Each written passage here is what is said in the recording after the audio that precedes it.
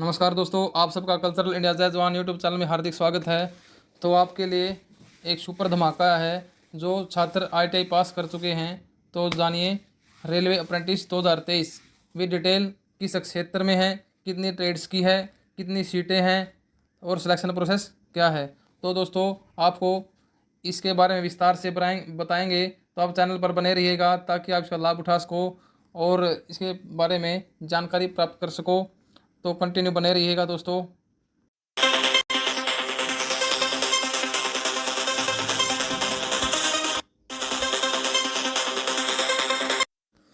तो दोस्तों आपके ये दक्षिण पूर्व मध्य रेलवे यानी कि साउथ ईस्ट सेंट्रल रेलवे के अंदर निकली हैं। तो देखिए किस प्रकार है। तो हम डायरेक्ट आते हैं। आपके संख्या है P/NGP/RTC/RCT/2023/10 और तारीख आपकी 6/6/2023। तो दोस्तों ये विषय है आपका अप्रेंटिस एक्ट 1961 एवं अप्रेंटिस नियमानुसार या नियम अप्रेंटिस नियम के तहत दक्षिण पूर्व मध्य रेलवे नागपुर मंडल एवं मोती बाग वर्कशॉप नागपुर में वर्ष 2023-24 के लिए अप्रेंटिस के एंगेजमेंट यानी कि अप्रेंटिस के पोस्ट निकली हैं। तो देखिए किस प्रकार है।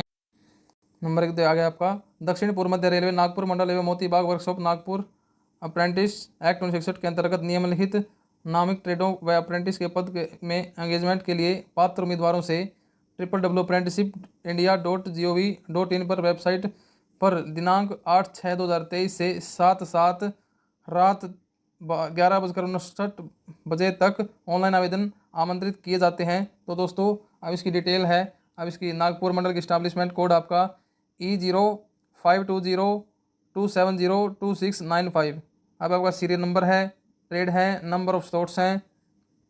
तो देखिए किस प्रकार है। पहले यूआर, फिर एससी की सीट, फिर एसटी की, फिर ओबीसी, फिर ईडब्ल्यूएस, फिर टोटल सीट है, फिर हैंडीकैप यानी कि पीएच, फिर एक्स सर्विसमैन और प्रशिक्षण अवधि आपकी 1 वर्ष का है। तो दोस्तों सबसे पहले आपका फिल्टर का है। इसकी यूआर की 25 सीट हैं, एससी की 9 हैं, एसटी की 5, ओबीसी की 17, ईडब्ल्यूएस की 6, टोटल 62 हैं, फिर पीएच की 2 हैं, एक्स सर्विसमैन की 6 सीट हैं। दोस्तों फिर आपका कारपेंटर ट्रेड का है, फिर वेल्डर का है, फिर कोपा का, इलेक्ट्रीशियन का, फिर stenographer English oblique secretary assistant, stenographer Hindi का है, फिर प्लम्बर का है, फिर painter, wireman, electronics mechanic, diesel mechanic, up holder trimmer, फिर मशीनिस्ट, फिर टर्नर की है आपकी, फिर डेंटल लेबोरेटरी टेक्नीशियन, फिर आपका हॉस्पिटल वेस्ट मैनेजमेंट टेक्नीशियन, फिर है हेल्थ सैनिटरी इंस्पेक्टर, फिर गैस कटर, फिर है केबल जॉइंटर। फिर आपकी टोटल पोस्ट सभी कैटेगरी की यहाँ पर दी हुई हैं। तो दोस्तों कंटिन्यू बने रहिएगा, आपके लिए यह बेहद ही खास होने वाली है जो छात्र आईटीआई पास कर चुके हैं। दोस्तों फिर आता आपका बी यानी कि बै के अंदर आपका workshop Moti Bagh Nagpur, establishment code आपका E0520270249 इसका सीरियल नंबर, ट्रेड, फिर आपके नंबर ऑफ स्लॉट हैं, फिर 21 कैटेगरी की कितनी पोस्ट हैं वो बता रखा है। फिर अप्रेंटिस के आपका यानी कि 1 वर्ष के लिए प्रशिक्षण है। इसमें ट्रेड आपकी fitter, welder, carpenter, painter, Turner, secretary practice, फिर टोटल सीट हैं दोस्तों आपकी। और रेलवे के अंदर बहुत ही अच्छा अवसर मिला आपको। यदि आवश्यक हो तो प्रशासन के विवेक उपरोक्त रिक्तियों को बढ़ाया घटाया जा सकता है। पात्रता व शर्तें। तो दोस्तों उम्मीदवार की आयु आपकी 6/6/2023 को 15 वर्ष से कम तथा 24 वर्ष से ज़्यादा नहीं होनी चाहिए, यानी कि इनके बीच की होनी चाहिए। नंबर 2 पर आपका अनुसूचित जाति जनजाति उम्मीदवारों के को ऊपरी आयु सीमा में 5 वर्षों तक की छूट होगी तथा अन्य पिछड़ा वर्ग के लिए ऊपरी आयु सीमा में 3 वर्षों तक की छूट होगी। फिर है दोस्तों पीडब्ल्यूडी यानी कि जो हैंडीकैप हैं, दिव्यांग उम्मीदवारों के लिए ऊपरी आयु में सीमा 10 वर्षों की छूट होगी। समुदायवार जन्म तिथि नियमानुसार होनी चाहिए। क्रमांक व समुदाय अभ्यर्थी का जन्म निम्नलिखित दिनांकों के अंदर हुआ हो। अनारक्षित, फिर है अन्य पिछड़ा वर्ग, फिर अनुसूचित जनजाति है आपका, फिर दिव्यांग और भूतपूर्व सैनिक। तो दोस्तों इसके अंदर एज का यानी कि उम्र का क्राइटेरिया दे रखा है कि इनके अंदर इनका जन्म होना चाहिए। उम्र में छूट हाल जाति प्रमाण पत्र संलग्न करने पर ही मिलेगी। प्रारूप जो केंद्र सरकार की नौकरियों के लिए वैध हो। फिर आपका है एक्स सर्विसमैन के बारे में बता दिया। भूतपूर्व सैनिक इस कोटे के तहत पहले ही सरकारी सेवा में कार्यरत है। इसके अलावा भूतपूर्व सैनिकों जैसे कि रक्षा बलों में सेवा प्रदान की है आयु ऊपरी आयु सीमा में 10 वर्षों की छूट दी जाएगी। अतिरिक्त 3 वर्षों की छूट प्रदान की जाएगी, बशर्ते उन्हें एक बार में 6 महीने में लगातार सेवा की हो। हालांकि यदि उपलब्ध हो तो श्रेणी की परवाह किए बिना भूतपूर्व सैनिक को भूतपूर्व सैनिक कोटा के तहत लिया जाएगा।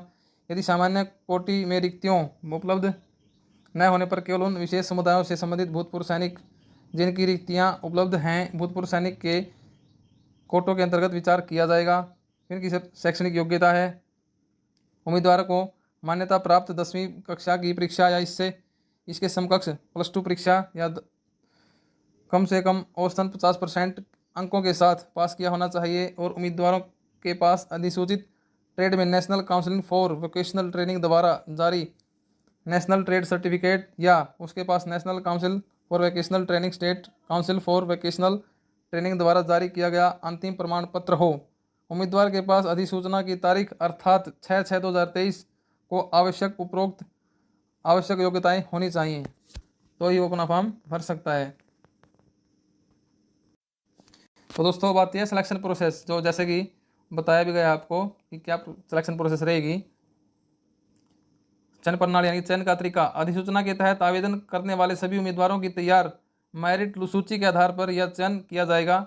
मैट्रिक में प्राप्त अंकों के प्रतिशत आधार पर कम से कम 50% प्लस जिस ट्रेड के में प्रशिक्षित किया जाना है उस ट्रेड में ITI अंकों के आधार पर मेरिट सूची तैयार की जाएगी। मैट्रिक और ITI कोर्स की पूरी अवधि के सामान्य औसत अंकों के आधार पर ही की जाएगी।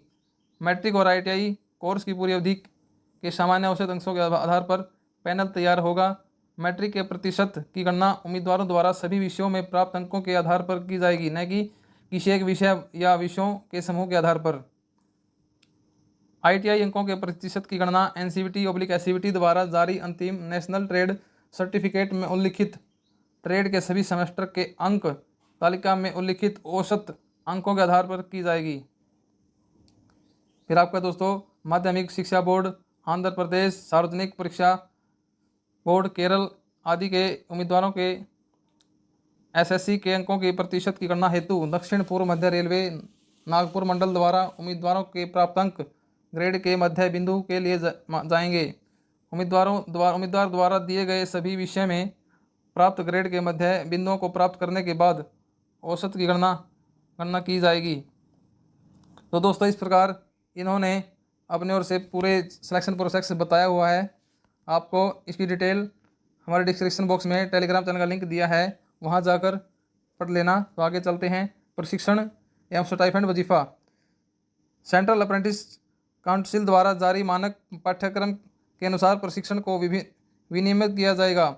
प्रशिक्षण के माध्यम से आने वाले उम्मीदवार निर्धारित दर के अनुसार स्टाइपेंड के लिए पात्र होंगे। फिर अब मेडिकल फिटनेस के बारे में बता दिया।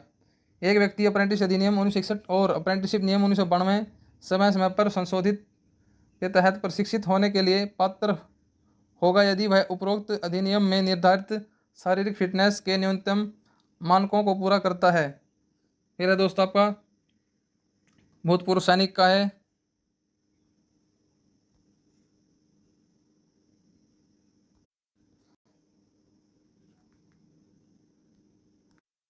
तो दोस्तों फिर आता है आपका सैनिकों के बच्चों एवं सशस्त्र सेना कर्मियों के बच्चों की निम्नलिखित विवरण के अनुसार एंगेज किया जाएगा।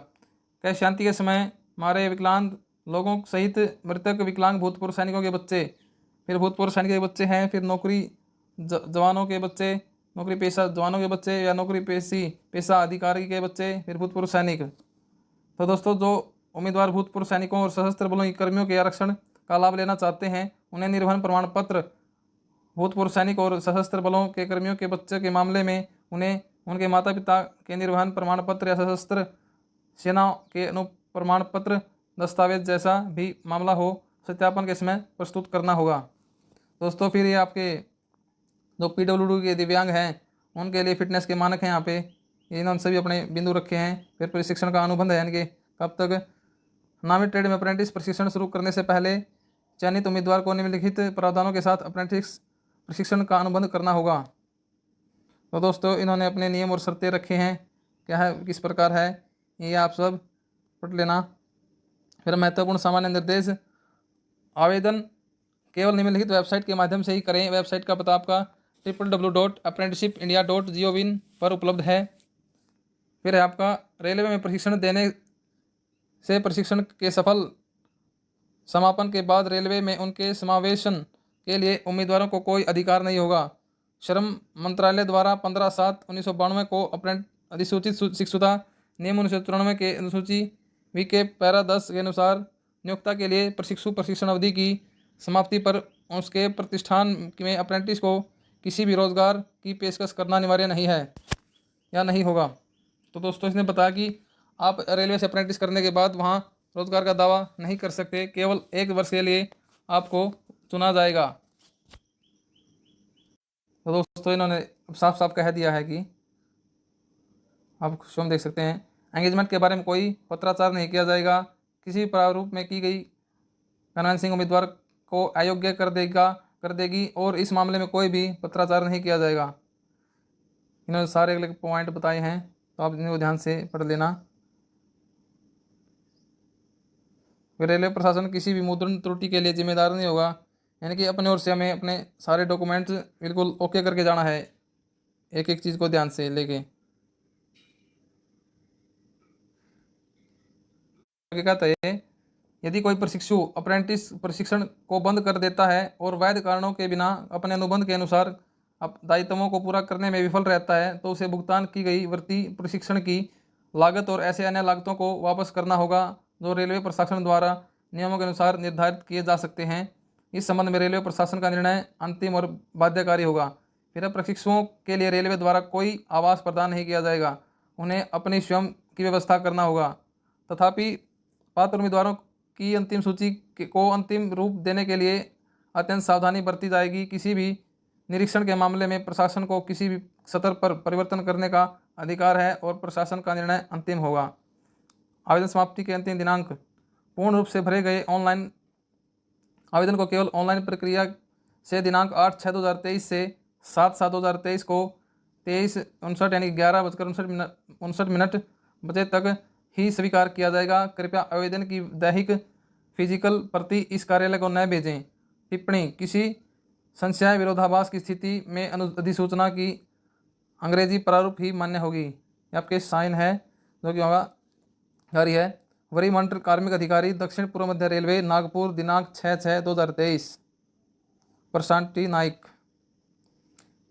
फिर आगे इन्होंने एक कॉपी भेज रखी है, वहाँ का ये एड्रेस दिया गया है। तो अंतिम है, कृत्य वरिमंडल कार्मिक अधिकारी दक्षिण पूर्व मध्य रेलवे नागपुर।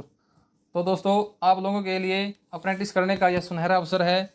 ऊपर दी गई ट्रेडों से आप अप्रेंटिस कर सकते हैं। यदि आपको यह जानकारी अच्छी लगी और कमेंट ज़रूर करना है और आप इसका लाभ उठाना है। यदि आप चैनल पर नए हैं तो चैनल को लाइक शेयर और सब्सक्राइब ज़रूर करना है। बेल का आइकन ज़रूर प्रेस करें ताकि आपको हर समय एक अच्छी जानकारी मिल सके। धन्यवाद दोस्तों।